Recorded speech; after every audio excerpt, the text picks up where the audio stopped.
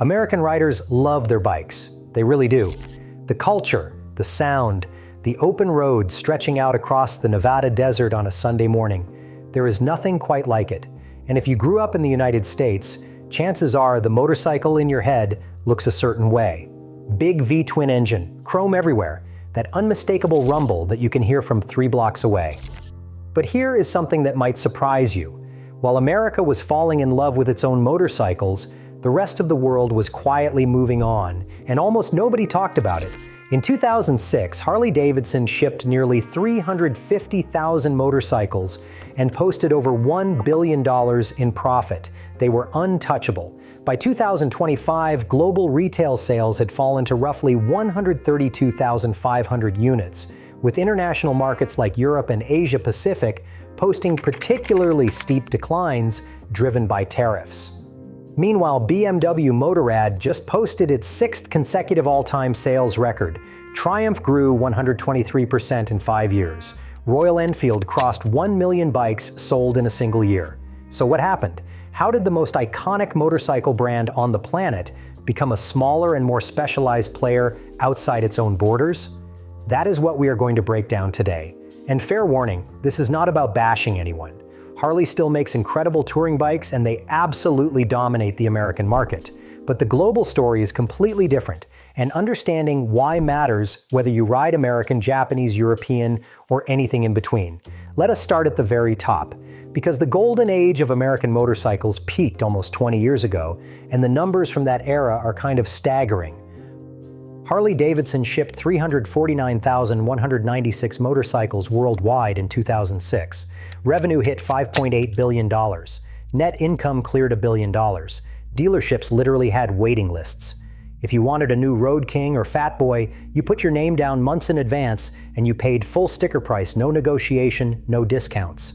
International sales were growing even faster than domestic, with Europe posting 33,786 units, Japan at 13,284, and Canada at 13,514. The company was on top of the world. The first warning sign came in 2007. United States retail sales dropped 6.2%, the first domestic decline in over 20 years.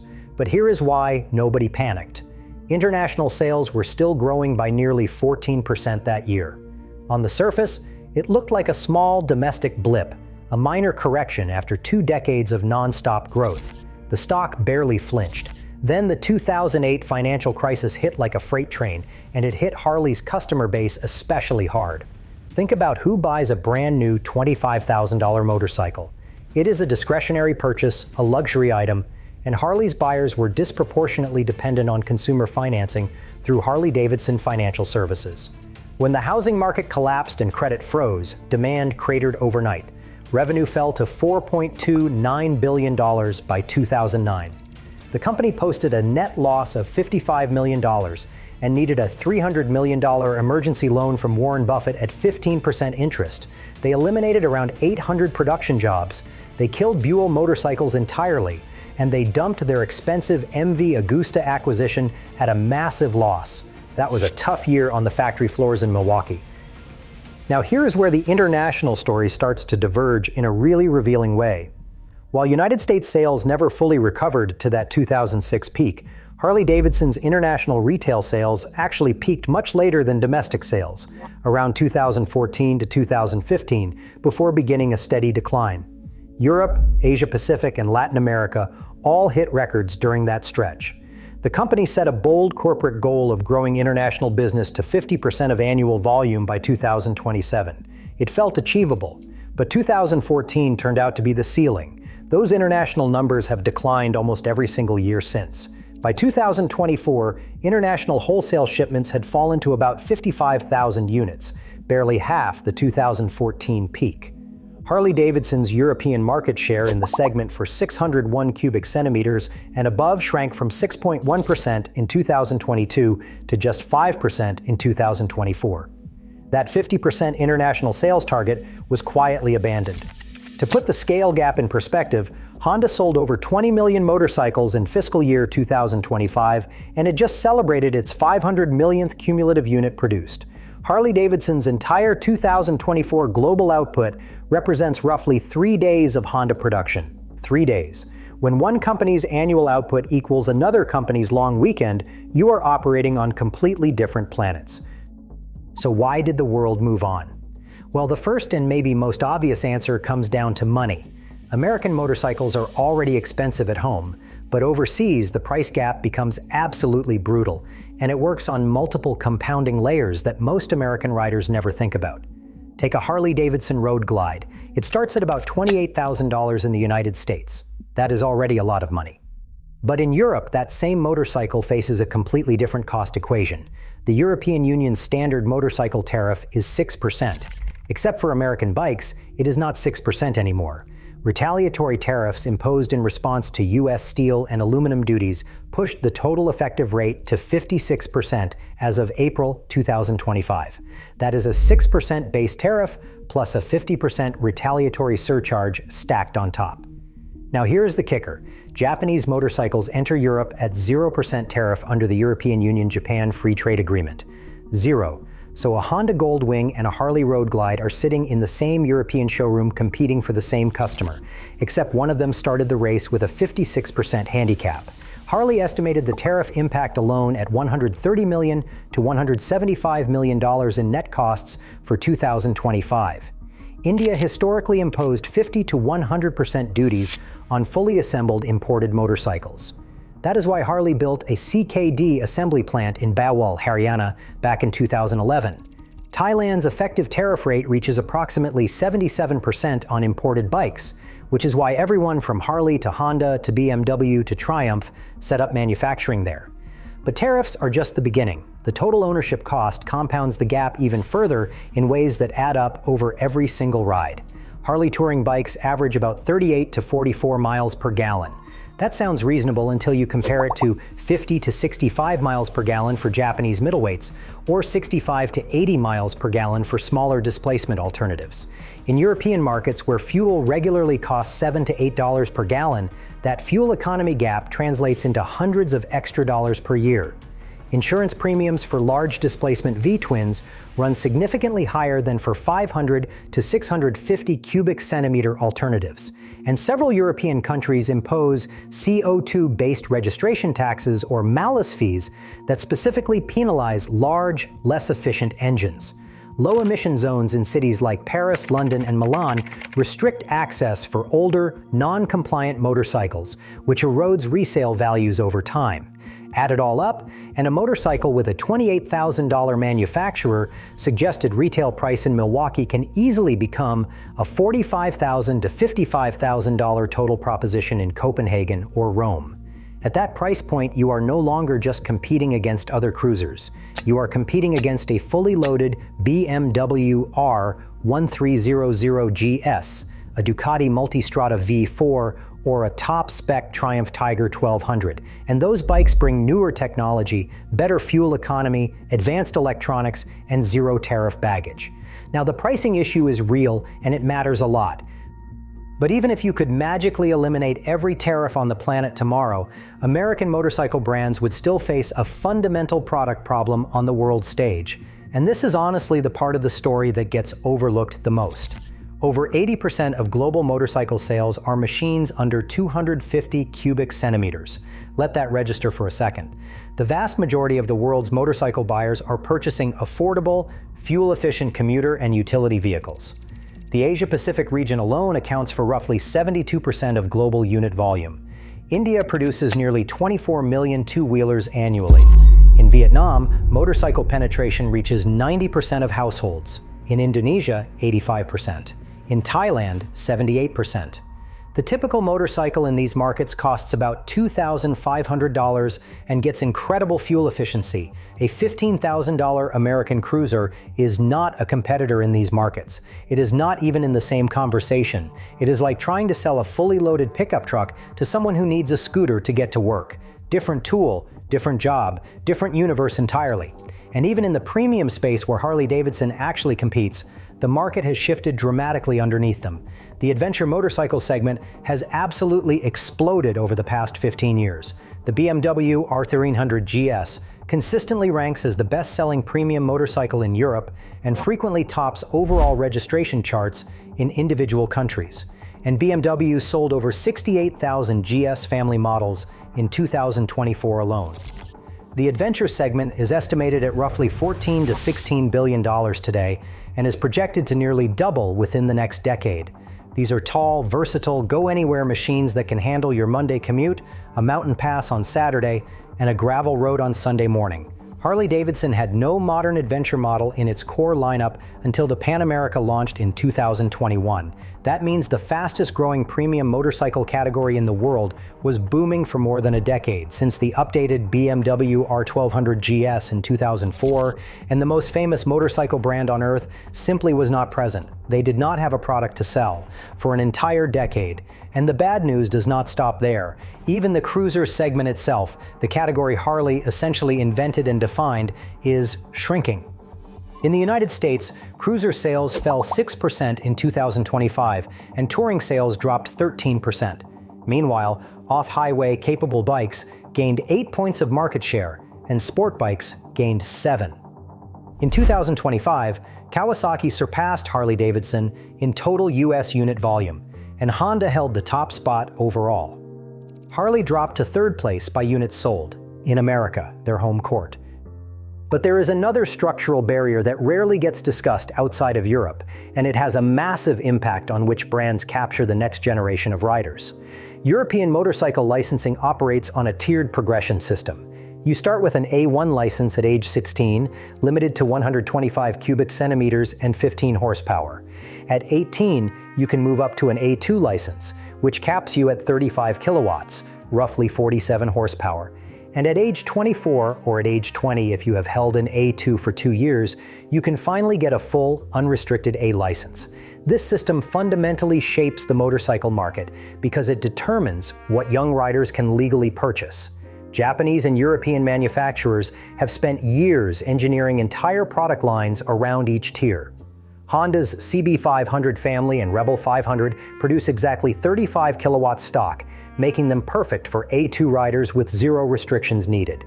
Yamaha's MT-03, the KTM 390 Duke, Kawasaki's Z400, and Triumph's Trident 660 are all purpose-built for this regulatory framework. These brands capture riders at age 18 and build 6 or more years of brand loyalty before those riders can even legally ride an unrestricted Harley-Davidson. No Harley-Davidson model qualifies for A1 licensing. None. For A2 compliance, Harley-Davidson offers software-based power limiters on a few models, such as the Nightster.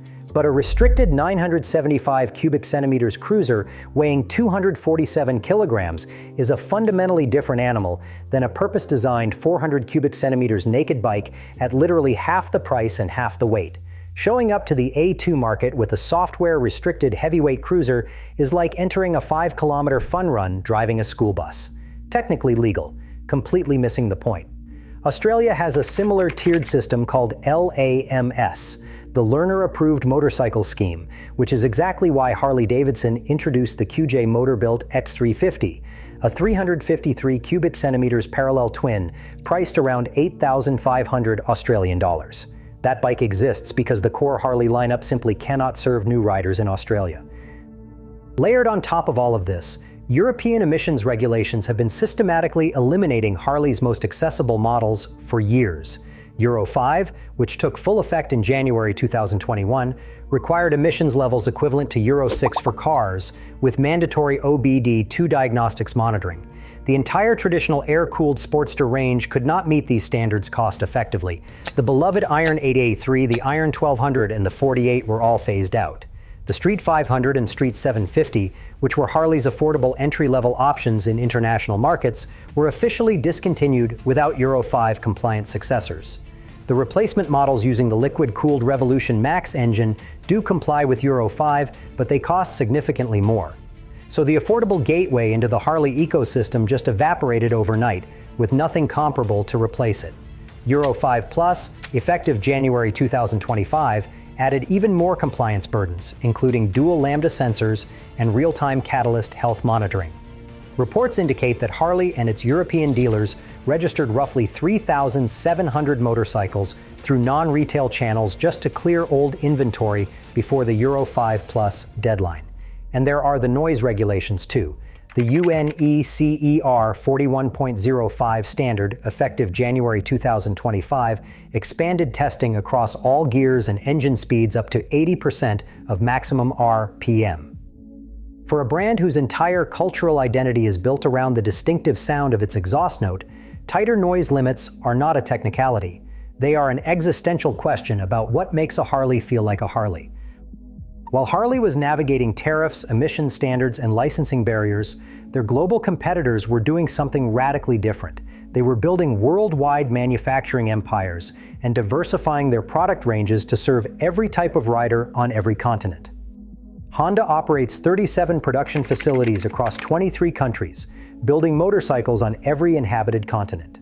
Their product range spans from the legendary 50cc Super Cub, the best-selling motor vehicle in history with over 100 million cumulative units, all the way up to the 1,833cc Goldwing. 85% of Honda's motorcycle sales come from Asia, where they manufacture locally at competitive prices. Honda's guiding philosophy of building products close to the customer is the exact opposite of Harley's America First approach.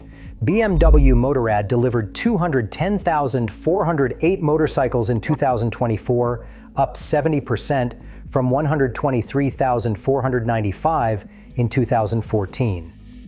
6 consecutive record years.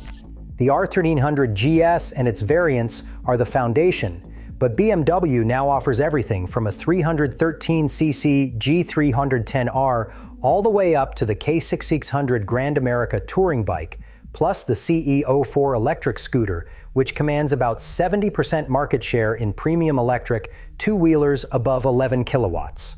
A new F450 GS for 2025 shows BMW's willingness to push even further into the mid-displacement space.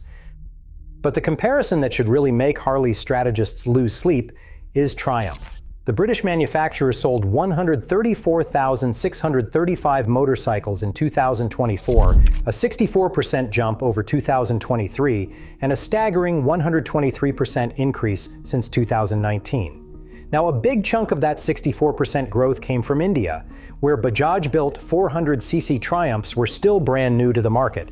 But even excluding India, Triumph set records across its traditional markets. How did they pull that off? They partnered with India's Bajaj Auto to produce the Speed 400 and Scrambler 400X at price points between $4,000 and $5,000. These sub-500cc models now account for 45% of Triumph's entire global sales volume and helped the brand expand to 950 dealers worldwide. Sales more than doubled in Brazil, Italy, Japan, Turkey, Hungary, Poland, Mexico, and India.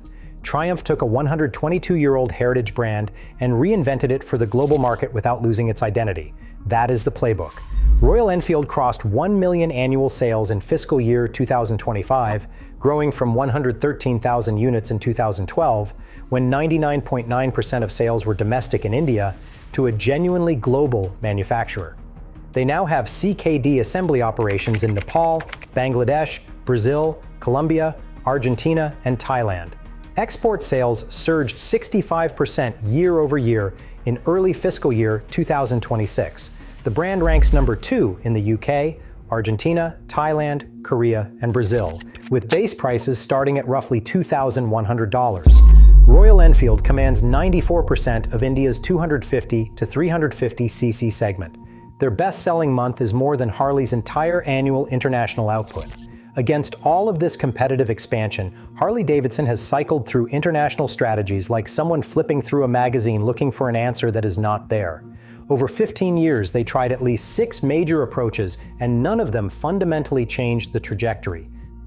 The Street 500 and Street 750 program ran from 2014 to 2021. Built at Harley's Bawal, India factory, these were the first Harley-Davidson motorcycles manufactured entirely outside the United States. The Street 750 became Harley's best-selling model in India, accounting for over 80% of local sales. But absolute volume stayed tiny compared to the market opportunity. Neither model was updated for Euro 5 compliance, and both were quietly discontinued in January 2021. The India market itself lasted a full decade. Harley entered in 2009, opened dealerships in 2010, and progressively expanded assembly and manufacturing. The company targeted 10,000 annual units by 2016. Actual sales over the entire 10-year period totaled roughly 27,000 motorcycles. That is an average of 2,700 per year. By early 2020, quarterly sales had dropped to about 100 units. In September 2020, CEO Jochen Zeitz announced a complete withdrawal at a restructuring cost of $75 million. A subsequent partnership with Hero MotoCorp produced the locally made X440 at about $2,750, which has crossed 30,000 cumulative sales. That actually seems like a more sustainable approach, but it is Hero doing the heavy lifting on manufacturing and distribution. LiveWire was supposed to be the electric revolution. It debuted as a concept in 2014, launched commercially in 2019 at nearly $30,000, and was spun off as a separate publicly traded company via SPAC merger at a valuation of $1.77 billion. The sales numbers tell the whole story. Roughly 514 units in 2022, 660 in 2023. 612 in 2024, and just 33 in the first quarter of 2025, down 72% year over year. One analyst at Robert W. Baird estimated that LiveWire was losing roughly $88,000 per motorcycle sold, and the actual 2024 results came in even worse than that projection. Cumulative operating losses now exceed $280 million. That is an expensive lesson in market timing. The X350 and X500 partnership with China's QJ Motor produced small displacement Harleys built on Benelli platforms. Available in China, Japan, Australia, and New Zealand, but not sold in the United States, these bikes target entry-level riders at about $4,800 in China. The entire sport and lightweight shipment category, which includes these models, fell 32% in 2024 to just 12,335 units. And the Thailand factory saga might be the most complicated chapter of all. Harley built a plant in Rayong province to dodge Thailand's steep import tariffs and access ASEAN trade agreements. When the European Union imposed retaliatory tariffs in 2018, Harley tried routing European Union-bound production through Thailand to avoid the 31% duty. This was politically explosive, drawing angry criticism from President Trump. Ultimately, the European Court of Justice ruled in late 2024 that this constituted tariff circumvention, closing the loophole. Then in 2025, Harley announced it would build Revolution Max models, including the Pan America, Sportster S, and Nightster, in Thailand even for American buyers, breaking a previous pledge that Harley sold in the United States would always be made in America. Underneath all of these strategic pivots sits the demographic time bomb that connects everything together. The people buying American motorcycles are getting older, and the pipeline of younger replacement buyers is not filling up. Through Harley's financing data, which covers 70% of buyers, the average customer age hovers around 44 to 45. But the other 30% who pay cash tend to be older and wealthier, and at least one 2025 analysis places the true average buyer age closer to 57. The overall U.S. median motorcycle owner age has climbed from 32 in 1990 to 47 today. Riders under 18 shrank from 8% to just 2% of the riding population. The 18 to 24 age group fell from 16% to 6%. Among riders under 30, Harley's market share is just 8%. Honda captures 42%. Yamaha gets 23%. Chief Executive Officer Zeitz openly stated that Harley expects riders to age into the brand. That is an honest admission, but it is also an acknowledgement that Harley is not where young people start their riding journey. Internationally, this generational gap is amplified by something American brands have absolutely zero presence in: motorcycle racing. MotoGP features Honda, Yamaha, Ducati, KTM, and Aprilia, no American manufacturers. World Superbike features Ducati, Yamaha, Kawasaki, Honda, and BMW. These championships attract massive global audiences with over 15 million social media followers and engagement rates that rose 120% year over year in 2025. When a 20-year-old in Barcelona or Bangkok or Sao Paulo watches a MotoGP race, they are seeing Ducati, Honda, and Yamaha. That creates aspirational brand connections that carry through to purchase decisions for decades. Harley's lifestyle marketing, as good as it is within America, cannot replicate that kind of global cultural embedding. The perception problem internationally is real. Younger riders in Europe and Asia see Harley-Davidson as their father's motorcycle, or even their grandfather's. One analyst compared the brand to Cadillac, a prestige name from a previous era that younger consumers do not identify with. A millennial rider profiled by CNBC put it bluntly, saying they could never see themselves on a Harley because the bikes are too loud and too expensive. Norwegian riders on motorcycle forums confirm the same perception exists across Scandinavia. The American outlaw biker mystique that powers the brand domestically carries mixed to negative associations in many international markets where it has none of the countercultural appeal it holds in the States. And Harley is not the only American brand facing this. Indian Motorcycle follows an almost identical trajectory. Polaris acquired the Indian name in 2011 and relaunched it at the 2013 Sturgis Rally. Growth was initially promising, peaking at 34,477 global units in 2021. By 2025, that had declined to 24,421, with European sales dropping over 18%. This decline mirrors Harley in troubling ways. Indian's product lineup mirrors Harley's strategic limitations with eerie precision. Heavyweight cruisers, baggers, touring machines, and the FTR Flat Tracker are the only real departures from the formula. No adventure bikes, no sub-600 cubic centimeter models, no electric offerings, no naked or standard platforms. In October 2025, Polaris announced it was selling its majority stake to Carolwood LP, a California private equity fund. The deal finalized on February 2, 2026. About 900 employees transferred to the standalone company. When even the parent corporation decides to exit motorcycles entirely, that sends a clear signal about where they saw long-term growth potential. So where does all of this leave American motorcycle brands heading into 2026? The numbers are stark. Harley-Davidson's full year 2025 global retail sales fell 12.4% to 132,535 units, with every major region declining except Latin America. The US dropped nearly 13%. EMEA fell almost 11%. Asia-Pacific dropped close to 15%. The company withdrew its 2025 financial guidance mid-year citing tariff uncertainty, and full-year HDMC revenue came in at $3.58 billion, down 13%. They are projecting $75 to $105 million in additional tariff costs for 2026 on top of everything already baked in. Chief Executive Officer Zeitz retired and was replaced by Artie Starrs, the former Topgolf Chief Executive Officer, making Starrs the third Chief Executive Officer in 5 years. Activist investor H Partners launched a proxy campaign called Free the Eagle. Reports surfaced of discussions with KKR and PIMCO about potentially selling off the financial services arm's $5 billion loan portfolio. The share buyback program was paused. But this is not a doom story, and it would be dishonest to frame it as one. Harley-Davidson still does certain things exceptionally well.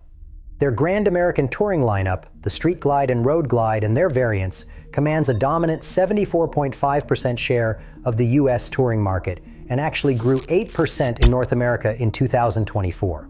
The brand retains genuine iconic cultural status and strong resale values domestically. That loyalty among American touring riders is real, and it runs deep. The Hero-built X440, crossing 30,000 sales in India, suggests that a licensed production model, where a local partner handles manufacturing and distribution, might be more sustainable than trying to operate directly in challenging international markets. The fundamental reality, though, is mathematical. The global motorcycle market reached 61.8 million units in 2024, an all-time record driven primarily by Asian demand for affordable, practical transportation. Harley-Davidson's 2025 global retail sales of roughly 132,500 units represent about 1/5% of that market.